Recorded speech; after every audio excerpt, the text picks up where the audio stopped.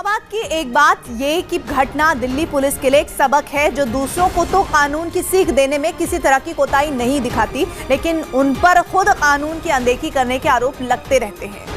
कांग्रेस अध्यक्ष राहुल गांधी यूएई के 2 दिन के दौरे पर गुरुवार को दुबई पहुंचे। राहुल गांधी का दुबई दौरा वहां रहने वाले प्रवासी भारतीयों के जरिए भारत में रह रहे उनके परिवारों तक पहुंच बनाने की कोशिश माना जा रहा है।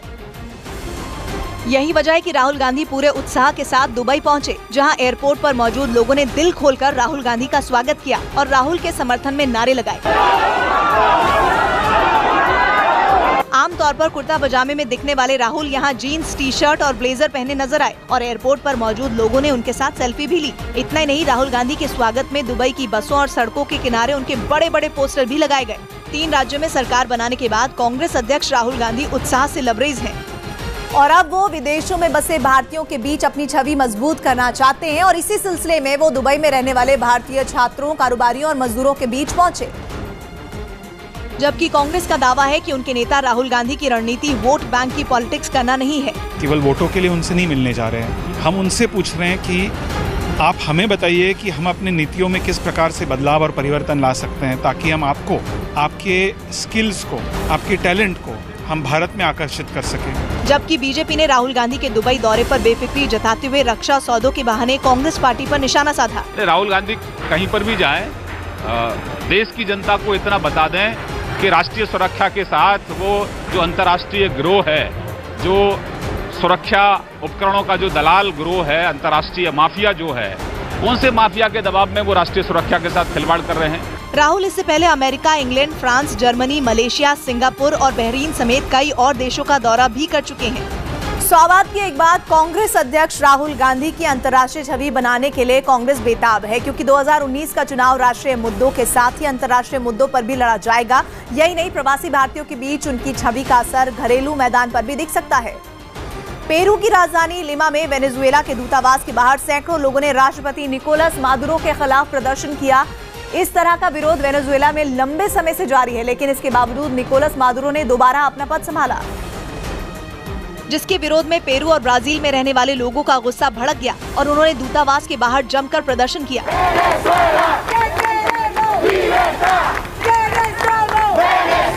प्रदर्शन करने वाले लोगों ने राष्ट्रपति निकोलस मादुरो पर जबरन पद हासिल करने का आरोप लगाया। Los venezolanos alrededor del mundo, incluyendo Venezuela, hemos decidido tomar la calle. हालांकि लोगों के विरोध के बावजूद वेनेजुएला की राजधानी कैरकस में निकोलस मादुरो ने दोबारा राष्ट्रपति पद की शपथ ली। Asumo la presidencia de la República para el segundo periodo, electo por el pueblo 2019। अपने भाषण में उन्होंने दोबारा पद संभालने के फैसले को पूरी तरह संवैधानिक बताया। इस बीच उनके दोबारा राष्ट्रपति बनने पर चेक रिपब्लिक ने वेनेजुएला से कूटनीतिक संबंध तोड़ने का ऐलान किया।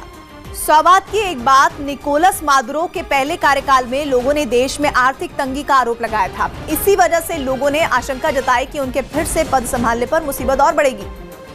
आंध्र प्रदेश और पश्चिम बंगाल के बाद छत्तीसगढ़ की भूपेश बघेल सरकार ने भी राज्य में सीबीआई की एंट्री पर रोक लगा दी है। बघेल सरकार के इस फैसले पर राज्य के पूर्व मुख्यमंत्री रमन सिंह ने सवाल उठाए, क्योंकि मुख्यमंत्री भूपेश बघेल ने सीबीआई के छापे या जांच से पहले राज्य सरकार की इजाजत अनिवार्य कर दी है। इस फैसले पर सवाल उठाते हुए पूर्व मुख्यमंत्री रमन सिंह ने मुख्यमंत्री भूपेश बघेल पर हमला बोला। जब सीबीआई के नाम सुनकर भी रात में और दिन में शायद उन्हें सीबीआई का ही ख्याल आता है और उसे स्टेट के अंदर घुसने को प्रतिबंधित कर रहे हैं, ये निश्चित रूप से उनकी भावना और उनकी विचार प्रकट करता है। रमन सिंह के इस हमले पर मुख्यमंत्री भूपेश बघेल ने भी जोरदार पलटवार किया। जिस आदमी की मौत का भय न हो तो सीबीआई जांच वगैरह से क्या, उसका सामना हम लोग कर चुके हैं। सौबात की एक बात, हाल ही में भूपेश बघेल ने नान घोटाले की जांच के लिए एसआईटी बनाई है, जिसके बाद से दोनों नेताओं पर जुबानी जंग जारी है, लेकिन अब सीबीआई पर रोक के फैसले से घमासान बढ़ना लाजमी है। प्रयागराज में 15 जनवरी से शुरू होने वाले कुंभ मेले में लोगों के लिए क्रूज के सफर का इंतजाम किया गया है। News18.com की रिपोर्ट के मुताबिक इस बार कुंभ मेले में जाने वाले श्रद्धालु कम दाम में क्रूज में घूमने का मजा ले पाएंगे। क्रूज में सैर करने के लिए एक आदमी को 200 रुपए से 1200 रुपए के बीच खर्च करना होगा। कुंभ के दौरान सुबह 4 बजे से रात के 9 बजे तक क्रूज सेवा चलाई जाएगी और करीब 18 किलोमीटर के दायरे में लोगों को कई जगहों पर घुमाया जाएगा। क्रूज में बैठकर लोग पुरानी नैनी ब्रिज, कला घाट, सुजावन घाट और सरस्वती घाट घूम सकेंगे। कांग्रेस नेता हरीश रावत हरिद्वार में गंगा संकल्प यात्रा में शामिल हुए। उत्तराखंड के पूर्व सीएम और कांग्रेस नेता हरीश रावत हरिद्वार में गंगा संकल्प यात्रा में शामिल हुए। मुंबई के मुंब्रा रेलवे स्टेशन पर मोबाइल चोरी के आरोप में लोगों ने एक आदमी की पिटाई कर दी। बिहार के पटना में छापेमारी में 7.5 क्विंटल गांजे के साथ 2 आरोपियों को गिरफ्तार कर लिया गया। बड़ी हस्तियों के यौन शोषण के खिलाफ शुरू हुए मीटू अभियान के तहत आरोप लगाने वाली एक महिला के खिलाफ दाखिल पूर्व मंत्री और बीजेपी नेता एमजे अकबर की मानहानि की याचिका पर दिल्ली की पटियाला हाउस कोर्ट 22 जनवरी को सुनवाई करेगी। यूपी के सीएम योगी आदित्यनाथ ने वाराणसी में 21 जनवरी से शुरू होने वाले प्रवासी भारतीय महोत्सव की तैयारियों का जायजा लिया। काशी की धरती में 15वां प्रवासी भारतीय दिवस को आयोजित करने का निर्णय लिया और इसकी पूरी तैयारी हम लोगों की वर्तमान में चल रही है।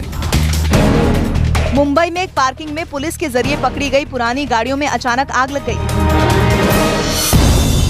टीम इंडिया और मेजबान ऑस्ट्रेलिया के बीच शनिवार को पहला वनडे मैच खेला जाएगा। AFC एशियन फुटबॉल कप के एक मैच में मेजबान UAE ने भारत को 2-0 से हरा दिया।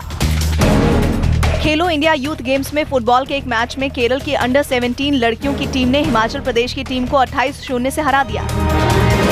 मध्य प्रदेश के उज्जैन में पुलिस ने गाड़ियों के शीशे तोड़ने वाले गैंग के बदमाश का भरे बाजार में जुलूस निकाला। आरोप है कि ये गैंग सोशल मीडिया पर तस्वीरों के साथ धमकी भरे पोस्ट डालकर लोगों को डराता था, जिसे पुलिस ने धर दबोचा। और गैंग में शामिल सभी आरोपियों को शहर में पैदल लेकर निकल पड़े। पुलिस के बड़े अधिकारी आगे आगे चल रहे थे तो बाकी पुलिस वाले आरोपियों के आसपास सुरक्षा घेरा बनाए हुए थे। इस दौरान कई बदमाशों का मुंह कपड़े से ढका हुआ था, जबकि कुछ बदमाशों को पुलिस रस्सी से पकड़कर ले जा रही थी। जो सार्वजनिक स्थान पे टेरर फैलाने के लिए जो गैंग गाड़ियों में तोड़फोड़ करती है, उसको पुलिस ने पकड़ा है। इसमें कुल 5 आरोपी हैं और 5 आरोपियों के कुछ पूर्व का भी आपराधिक रिकॉर्ड है। पुलिस के मुताबिक गाड़ियों के शीशे तोड़ने के बाद फेसबुक पर फर्जी आईडी पर अपनी करतूतों की पोस्ट डालकर लोगों को डराने के साथ साथ अपनी मार्केटिंग का भी काम ये लोग करते थे। इसलिए ऐसे बेखौफ बदमाशों को सबक सिखाने के लिए पुलिस ने शहर में बदमाशों का इस तरह से जुलूस निकाला, जो कई सड़कों से होकर गुजरा। इस दौरान बदमाशों को देखने के लिए लोगों की भीड़ जुट गई। 100 बात की एक बात, बदमाश सोशल मीडिया के जरिए दहशत पैदा करने की कोशिश कर रहे हैं। गाड़ियों के शीशे तोड़ना और सोशल मीडिया पर उसकी तस्वीर डालने का मकसद यही है। पुलिस इसी दहशत को दूर करना चाहती है। दुनिया के खूंखार आतंकियों में एक अब्दुल रशीद गाजी का मारा जाना अब तय हो गया है। गाजी को जैश ए मोहम्मद के सरगना मौलाना मसूद अजहर ने घाटी में तबाही मचाने के लिए भेजा है, लेकिन वो सेना के निशाने पर आ गया है, क्योंकि अब न केवल अब्दुल रशीद गाजी की पहचान हो चुकी है, बल्कि उसकी तस्वीर भी मिल चुकी है। गाजी को भारत में तबाही के मकसद से अफगानिस्तान के रास्ते आतंकी संगठन जैश ए मोहम्मद ने जम्मू कश्मीर भेजा है। हालांकि तस्वीर सामने आने के बाद माना जा रहा है कि सेना के ऑपरेशन ऑल आउट का अगला निशाना खूंखार आतंकी गाजी ही बनेगा। गाजी को जल्दी से जल्दी मौत के घाट उतारा जाएगा, क्योंकि इसकी जो लोकेशन है, हमारी आर्मी ने उसको ट्रेस कर लिया है और लगातार इसके मूवमेंट पर नजर रखी जा रही है। गाजी का खात्मा इसलिए भी तय माना जा रहा है क्योंकि पहचान के अलावा उसके ठिकाने का भी पता लग चुका है। और बताया जा रहा है कि गाजी को कुछ दिन पहले जम्मू कश्मीर के पुलवामा में देखा गया था। अब्दुल रशीद गाजी वो आतंकवादी है जो अफगानिस्तान की लड़ाई में शामिल रहा है और इस दौरान वो अफगानिस्तान में नाटो और अमेरिकी सेना से मोर्चा भी ले चुका है। खूंखार आतंकी गाजी हर तरह की बंदूक से लेकर रॉकेट लॉन्चर तक चलाने में माहिर है। यही नहीं, वो आईईडी धमाके का भी माहिर माना जाता है और आतंकवादियों को ट्रेनिंग देने में उसका कोई सानी नहीं है। 100 बात की एक बात, गाजी कहीं भी खाली हाथ जाकर खूंखार आतंकवादियों का नेटवर्क खड़ा कर सकता है, लेकिन ऐसे आतंकियों को ठिकाने लगाने में सेना भी देर नहीं लगाती। अमेरिकी फौज से भिड़ चुके गाजी का अंजाम भी यही होने वाला है। भारतीय क्रिकेट टीम के कप्तान विराट कोहली ने महिलाओं पर की गई केएल राहुल और हार्दिक पांड्या की टिप्पणी को उनका निजी बयान बताया। The Indian cricket team point of view, this changes nothing in terms of our beliefs in the change room. Does nothing to the spirit that we've been able to create within the change room, and these are purely individual opinions and something, as I said, which is in an inappropriate space. We definitely as the Indian cricket team do not support views like that. Mexico के साथ लगी सीमा पर दीवार खड़ी करने की जिद पर अड़े अमेरिकी राष्ट्रपति डोनाल्ड ट्रंप ने चेतावनी दी कि वो पूरे देश में इमरजेंसी लगा सकते हैं। उनकी इस जिद की वजह से अमेरिका में बीते 20 दिन से कई सरकारी महकमों में काम ठप है। लेकिन विपक्षी पार्टी के साथ सहमति न बन पाने के बाद ट्रंप ने टेक्सास के दौरे से पहले देश में इमरजेंसी लगाने की धमकी दे दी। ट्रंप ने दावा किया कि उन्हें इमरजेंसी लगाने का अधिकार है और वो इसका इस्तेमाल करेंगे। इस धमकी के बाद ट्रंप ने टेक्सास का दौरा किया और सीमा वाले इलाकों का जायजा लिया। हालांकि इस दौरान उनके काफिले के सामने कुछ लोगों ने दीवार बनाने के विरोध में प्रदर्शन किया।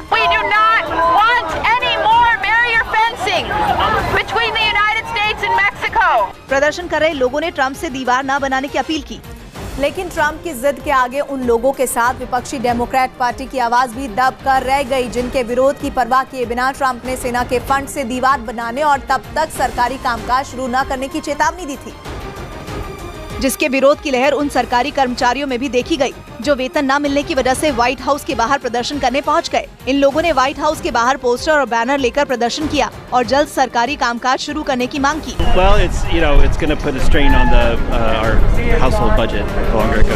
लोगों के विरोध की वजह से ट्रंप ने हाल ही में विपक्षी पार्टी के सांसद और speaker of house Nancy Pelosi के साथ बैठक की थी, लेकिन ट्रंप ने इस बैठक को समय खराब करना बताया।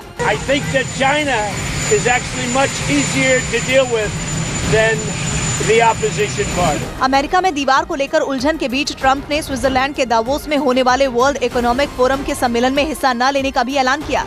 100 बात की एक बात, ट्रंप और डेमोक्रेटिक पार्टी के बीच दीवार को लेकर बना गतिरोध खत्म होता नहीं दिखाई दे रहा है। इस गतिरोध का खमियाजा वहां के सरकारी कर्मचारियों को भुगतना पड़ रहा है।